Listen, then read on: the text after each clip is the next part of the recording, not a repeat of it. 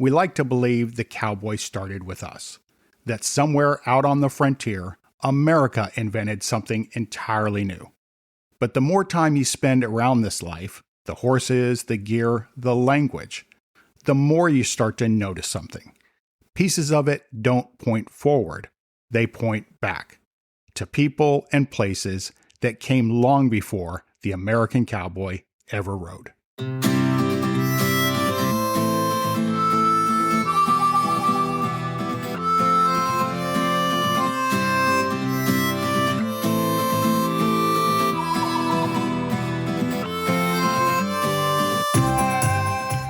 Howdy, Chip Schweiger here.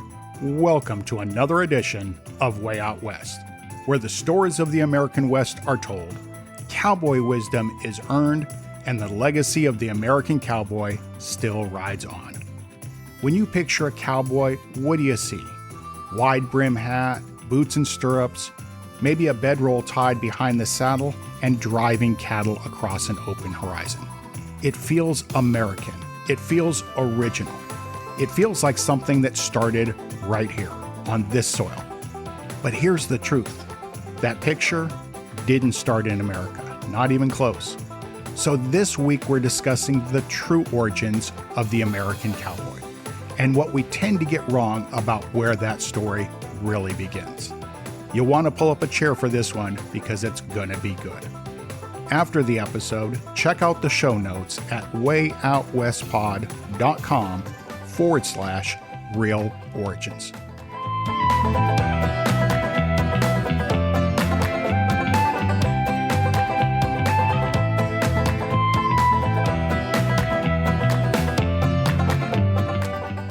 Welcome back. In modern society, we like clean stories. We like origin stories that begin with us. The American cowboy, rugged, independent, born out of the frontier. But that version, it's incomplete. Because long before the first Anglo cowboy rode north out of Texas, there were already men horseback, working cattle, handling rope, living this life. And they didn't call themselves cowboys. They were called vaqueros.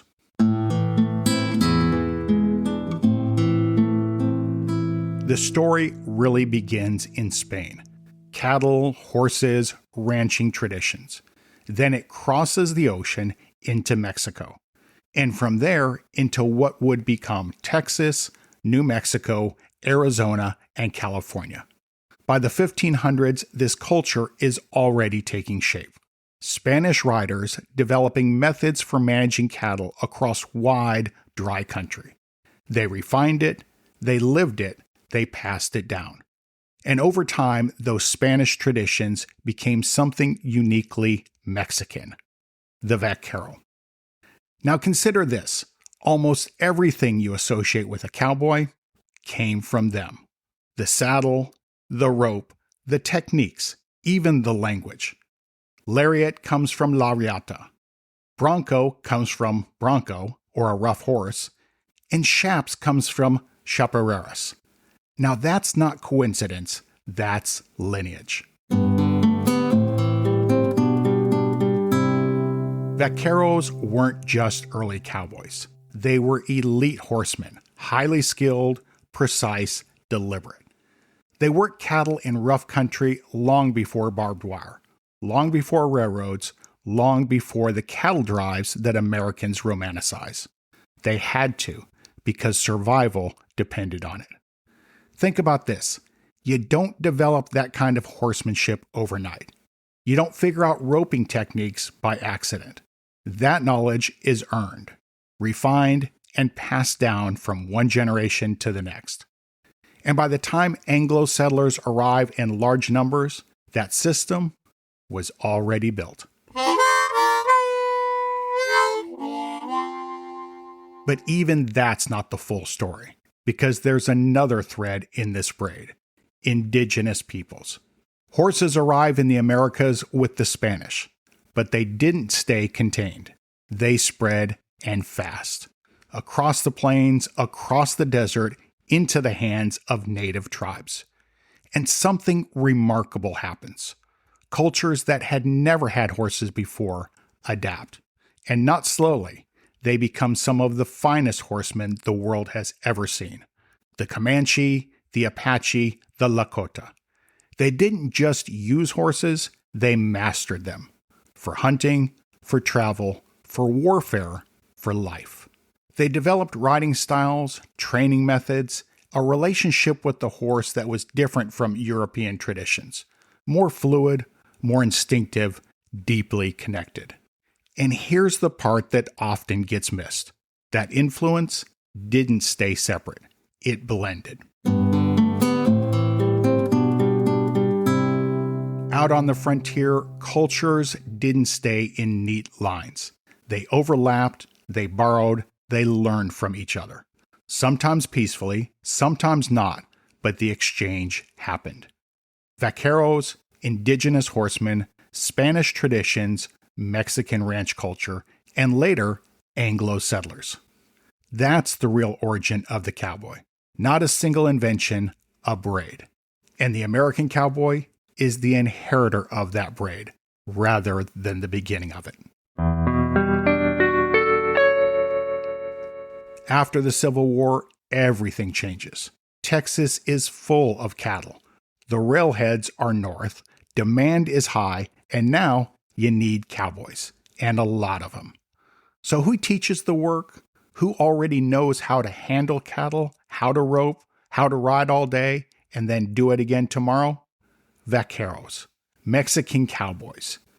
They become the backbone of early cattle work in the American West, teaching techniques, sharing knowledge, and passing down a system that had already been refined over centuries.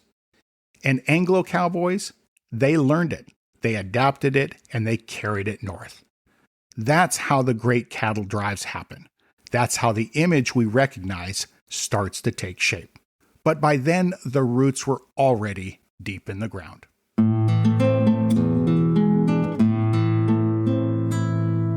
So why don't we talk about this more? Why does the story get simplified? Because over time, stories get polished. Edges get smoothed out, and credit doesn't always travel with the truth. Part of it is timing. By the late 1800s, the American West is closing. And just as it does, the storytelling begins. Dime novels, Wild West shows, and then later, Hollywood. And those stories needed something simple, something clear, something people could recognize right away. So the cowboy became American, singular, and self-made. But in doing that, pieces of the story were left behind. The Spanish words stayed, but the origins faded. We kept the gear, but forgot who built it first. The techniques stayed, but the people who perfected them became footnotes. And over time, the cowboy stopped being part of a larger tradition and started being treated like the beginning of one. But history really doesn't work that way, because out on the frontier, nobody was operating in isolation. Anglo cowboys learned from Mexican vaqueros. They rode alongside them, they worked the same cattle, and used the same methods. And in many places, they depended on that knowledge. At the same time, they were riding through lands shaped by indigenous horse cultures, watching, adapting, learning, whether they admitted it or not. This wasn't a clean handoff, it was overlap. And overlap is harder to turn into a simple story. So instead, we got a version that was easier to tell, but not quite as true. And maybe that's the real loss. Because when you strip away all the layers, when you flatten the story, you don't just lose accuracy, you lose depth. You lose the understanding that the West, like most things worth studying, was built through exchange, through influence, through people learning from each other in ways that weren't always written down. And once you see that, you really can't unsee it. Because suddenly, the cowboy isn't standing alone anymore. He's part of something older, something broader, something shared. And that doesn't diminish the story, it completes it. Now you might be thinking, all right, that's interesting history, but why does it matter? It matters because understanding where something comes from changes how you see it. The cowboy isn't just an American invention. He's part of a much longer story, one that crosses borders, languages, cultures. And when you understand that, you start to see the West differently. Not as a blank canvas, but as a place shaped by many hands. There's a certain humility in all of this, because the cowboy way of life, the skills, the traditions, the gear, the language, they weren't built in a vacuum. They were learned, borrowed, refined, and then passed on. That doesn't make the American cowboy any less important. If anything, it makes the story stronger, because it means this way of life was worth adopting, worth continuing, worth preserving. Even today, you can still see it. In the way a rope is handled, in the way a horse is trained, in the Spanish words still used on working ranches, in places across Texas, New Mexico, Arizona, California. That legacy is still alive. It didn't disappear, it just became part of something bigger. So the next time you picture a cowboy, picture the full story. Picture the vaquero, working cattle under a Spanish sun. Picture the indigenous rider, moving across open land with a horse that changed everything. Picture the frontier, not as a beginning, but as a meeting place. Because the American cowboy was never the start of the story, just one chapter in it. And maybe one of the best things we can do is remember the chapters that came before. Okay, before we close out for this week, we've got just one more thing. Yep, that distinctive call from Buster the Bull means it's time for our Cowboy Glossary term of the week. And this week's term is rosette. So a rosette is a circular leather disc found on a Western stock saddle, typically with two slits that allow saddle strings or thongs to pass through. Now these help secure the saddle skirt to the saddle tree and keep everything tight and in place under hard use. But like so much of the cowboy's world, the rosette didn't start here. It traces back to Mexican vaquero tradition. La Roseta was part of a saddle design built for function first, shaped by long days, rough country, and the need for gear that wouldn't fail.